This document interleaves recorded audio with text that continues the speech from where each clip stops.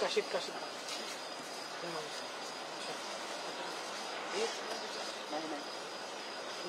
समोर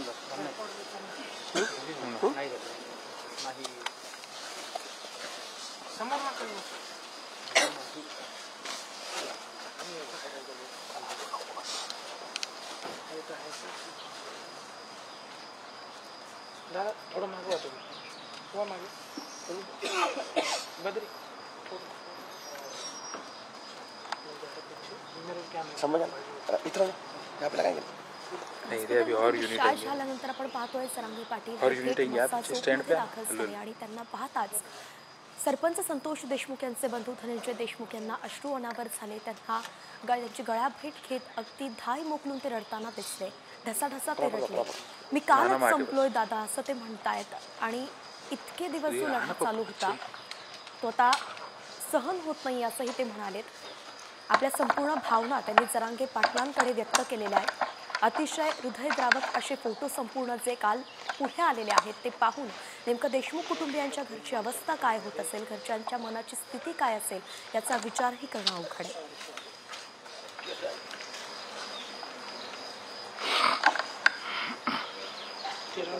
करू द्या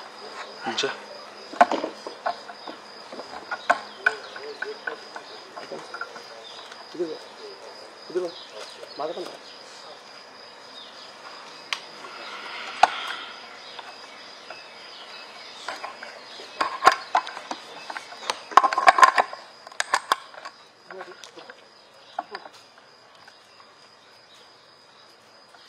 बोल रही मस्त झोप अरे मस्त झोप नाही येणार रे.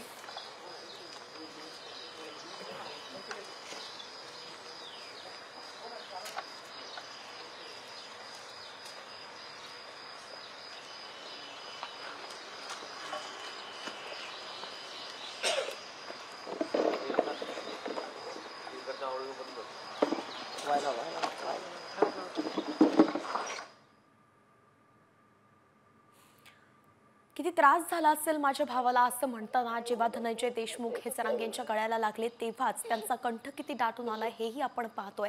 एक भाऊ आपल्या दुसऱ्या भावाला झालेल्या त्रासाची विचारही करू शकत नाहीये आणि गेल्या कित्येक दिवसांपासून त्यांनी खाल्लं नाहीये आणि कालचा फोटो पाहिल्यानंतर तर मी संपलोय असं जेव्हा धनंजय देशमुख म्हणतायत तेव्हा या संपूर्ण प्रकरणाची तीव्रता काय ती जाणवतीये. एकंदरीतच महाराष्ट्र हादरलेला आहे आणि देशमुख कुटुंबियांच्या घरच्यांची काय अवस्था होतीये हे तर विचारही करणं अवघड आहे. 12वीची परीक्षा देणारी ती लेक आणि आपले वडील आपल्या वाढदिवशी आपल्या वडिलांचं छत्र गमावलेला तो मुलगा, त्यांची ती आई, त्यांचा हा भाऊ आणि सोबत संतोष देशमुख यांची पत्नी, हे संपूर्ण चित्र नेमकं त्या कुटुंबियांवरती काय आता या संपूर्ण फोटोंमुळे आघात झाला असेल, या व्हिडिओमुळे, या 8 फोटोंमुळे त्यांची काय अवस्था झाली असेल याचा विचारही कोणी करू शकत नाहीये. संपूर्ण राज्यभरातून यावरती आता पडसाद उमटताना दिसत आहेत. संतापाची लाट आहे. बीड जिल्हा बंद करण्यात आलेला आहे, मात्र आता विरोधक सुद्धा आक्रमक झालेत. विरोधकच काय तर सत्ताधारी पक्षांकडे सुद्धा आता सबळ पुरावे या संपूर्ण प्रकरणाबद्दल असल्याचं कळत आहे आणि म्हणून सत्ताधारी पक्षातील नेते सुद्धा, आमदार सुद्धा याबद्दल विधानसभेत अधिवेशन आज आवाज उठवताना दिसतील अशी अपेक्षा आहे.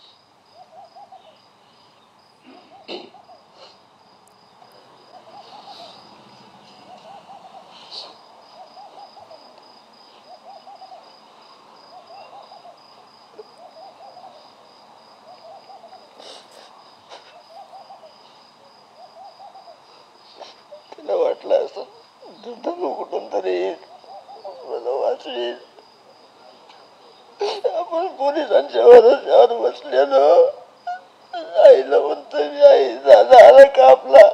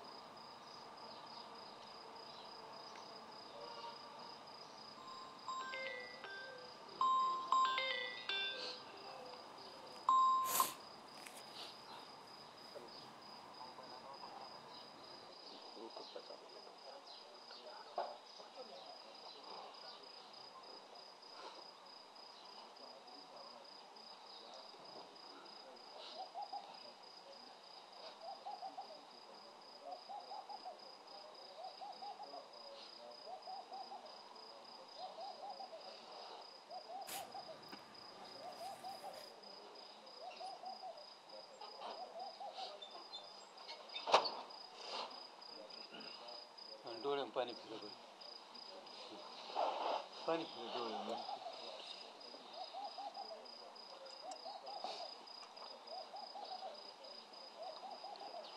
डोळ्यात फिरवलं, डोळ्यात पाणी फिरव, डोळ्यात पाणी फिरव. माझ्या ऐक, नुसतं डोळ्यात पाणी फिरव आणि उपर नाही पुस.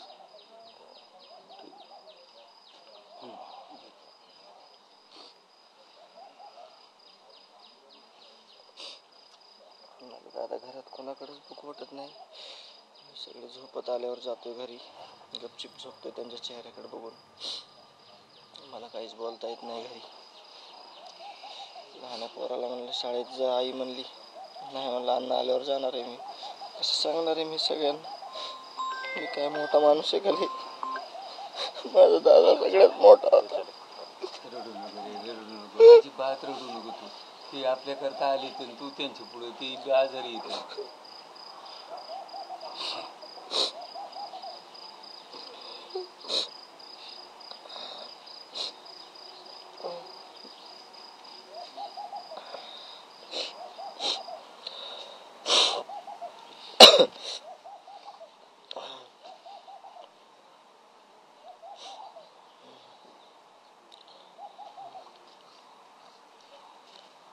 रात्री हिंमत नाही झाली माझी घरी जायची. झोपलो मी बाहेरच.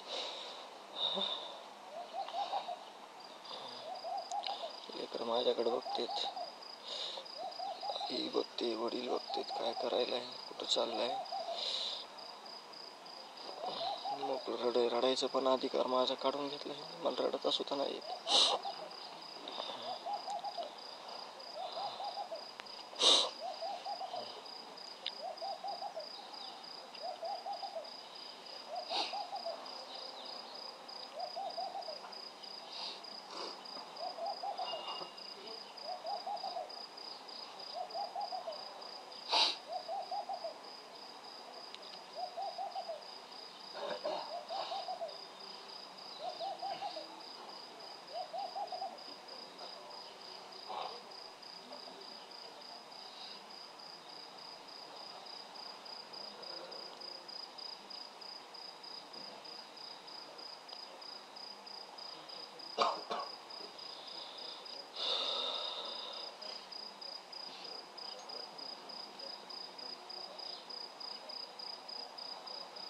आईला बोलताही येत नाहीये आणि अण्णा आल्यावरती शाळेत जाईल असा घरातला एक लहान मुलगा म्हणतोय, या आशेवरती तो सध्या बसलेला आहे. आई माझ्याकडे बघतीये, वडील माझ्याकडे बघतायत, मला रडताही येत नाहीये दादा, आणि मला हे सहन होत नाहीये. परंतु माझ्या भावाकडे बघून माझा लढा सुरू आहे. मी काय करू? मी माझ्या भावाला वाचवू शकलो नाही. ही सगळी खंत आहे धनंजय देशमुखांची. आपल्या भावाबद्दल आठवताना ते फोटो पाहिल्यानंतर त्यांच्या घरच्यांची काय परिस्थिती आहे हे संपूर्ण ते सांगतायत.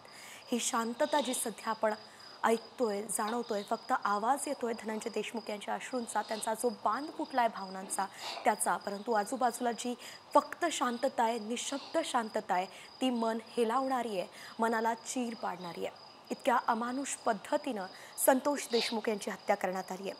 पहिल्या दिवसापासून अगदी धसांनी जेव्हा विधानसभेमध्ये संपूर्ण घटनेचं वर्णन केलं होतं तेव्हापासून आपण ऐकत होतो की ही क्रूरता काय होती. मात्र काल या फोटोंमधून ही क्रूरता दिसून आली आहे आणि म्हणून हे दृश्य आज आपण पाहतोय.